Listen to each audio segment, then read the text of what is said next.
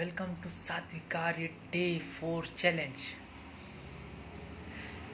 So, what's challenge name? You might guess. Oh, okay, I will share it. It's about sharing your life lessons. Well, अगर मैं अपने life lessons की बात करूं तो मेरी तो जर्नी इसी पे बेस्ड होके चल रही है कि कि आपने आपको ये चीज़ पसंद आई तो आपने वो करना शुरू कर दिया और उससे आप कहीं पहुँचे। फिर आपको ये चीज़ सीखा आपने तो फिर इससे उसके आगे कुछ आपने उस क्रिया को करना शुरू कर दिया। तो ऐसे करते करते हर समय आपको कुछ ना कुछ नया सीखते मिलना, उसके हिसाब से आपको अपने अपने रास्ते आप बनाते गए। तो अब ऐसे तो कितने सारे लाइफ लेसन्स होंगे कि आप बता सकते हैं, मगर असलियत में लाइफ लेसन्स का यहाँ पे मतलब क्या है जो मैं बताना चाह रहा हूँ वो ये है कि आपका बिगेस्ट रियलाइजेशन क्या है।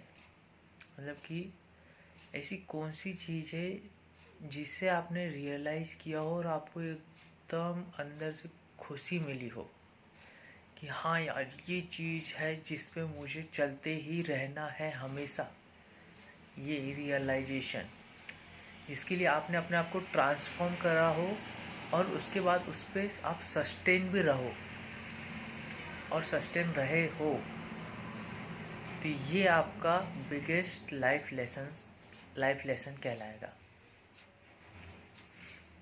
तो अब मेरे लिए क्या है ऐसा, तो मेरे लिए तो ऐसा है कि जब मैंने ईश्वर के ऊपर विश्वास करना शुरू कर दिया और उसकी तरफ चलना शुरू कर दिया और उसी से जुड़े रहने के लिए मैं कोशिश करता रहा और अभी भी कर रहा हूँ, तो यही क्या है, ये आपका लाइफ का सबसे बिगेस्ट रियलाइजेशन है। और इसी तरह से मेरा जो दूसरा बिगेस्ट रियलाइजेशन है जिसे मैं पाने की कोशिश कर रहा हूँ वो है one mentor at a time. मैं उसे इस तरह से देखना चाहता हूँ कि अगर इसे नहीं पाया तो मैं अपने लाइफ में आगे कुछ कर नहीं पाऊँगा।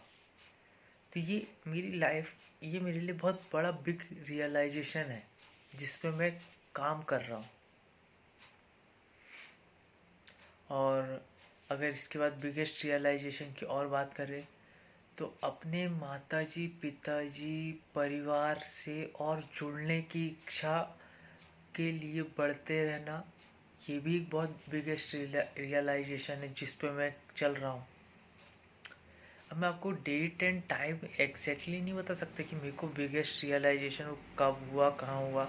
हाँ, मैं ये बता सकता हूँ कि जब ईश्वर के ऊपर मैंने विश्वास किया उस समय का डेट टाइम क्या था। मतलब अगर अच्छा है मैंने डे नहीं बोला तो टाइमिंग क्या था, अराउंड 2 to 3 PM ऐसे कुछ था। और ईयर कौन सा, 2019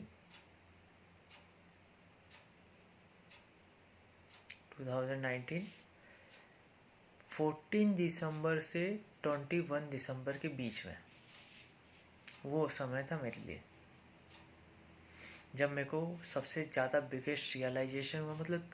ऐसा समझो जब मेरी लाइफ चेंज हो गई एकदम से। अगर मेरी लाइफ इस तरह से चल रही थी ना तो मेरी लाइफ इस तरह से हो गई।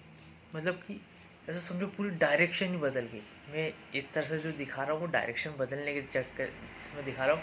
ऐसा मत समझ लेना कि ये स्ट्रेट चल रहा था टेढ़ा हो गया ऐसा कुछ नहीं हुआ। मैं बता रहा हूँ कि इस डायरेक्शन में चल रहा था इस डायरेक्शन में हो गया मैं।